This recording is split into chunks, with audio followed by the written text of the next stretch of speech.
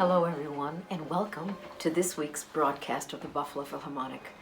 We have loved having these broadcasts on Tuesday night for you, and I know I love listening, and we hope that you are enjoying them as well. And we have a wonderful program this week.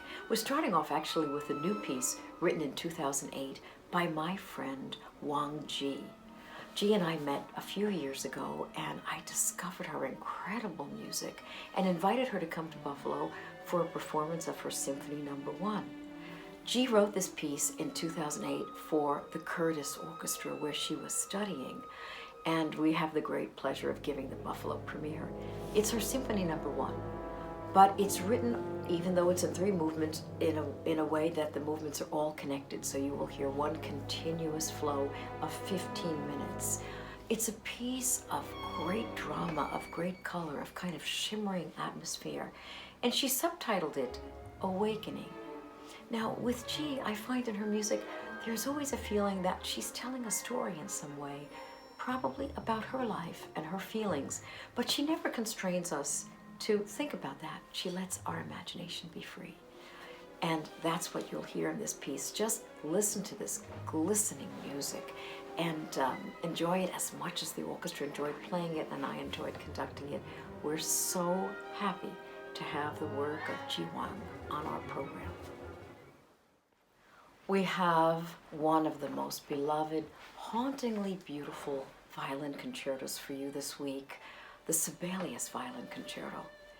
Sibelius himself wanted to be a concert violinist, and he practiced for hours a day for many, many years until he realized that he was not going to be able to quite attain that level of proficiency. Perhaps he had started the violin a little bit too late, and with a lot of regret, he laid the violin aside in 1903, but decided to become a composer. Luckily for us, because he left us an incredible legacy of music. And in 1903, he wrote a violin concerto. In a way, he said, to encapsulate his unfulfilled dreams, his words. And it is a beautiful violin concerto. Like many composers who have their own language patterns, Sibelius wrote music in the cadence of the Finnish language. So it's a very different way of making music, a very different cadence to how the violin plays, and unforgettable. And it conjures up for me the landscape of Finland. In fact, when I hear the mysterious opening of this, I always think of one solitary figure with a violin in the middle of a snow-covered forest, singing along. So you might imagine also these dark forests of Finland, the fjords, the water, the incredible blue sky, the nature that Sibelius loved, because that is at the core of this incredible music. It has a kind of remote romanticism, a kind of loneliness, a melancholy, a mysteriousness that is Sibelius's own voice. This piece became famous when Jascha Heifetz fell in love with it and championed it. And it has another great champion, in Elina Vahala, one of the greatest Finnish violinists of her time. She played it so beautifully with us, and I'm glad you get to hear this performance. The final piece on our program is a work I absolutely adore, one of my favorites in the orchestral literature. I've loved it since I was a child, and I'm so glad you'll get a chance to hear RIMSKY-KORSAKOV Scheherazade. Now, Rimsky was not only a great composer, he was also a sailor, and he loved to travel the world and explore different cultures. And somewhere in his travels, he came across an anonymous volume of stories called 1001 Nights, which tell us so much about the Arabic world. Rimsky fell in love with this book, and he wrote Scheherazade based upon those tales, many of which you know: Sinbad the Sailor, the Genie with the Magic Lamp, Aladdin, the Flying Carpet, wonderful stories of magic and intrigue. And he set them in a spectacular way.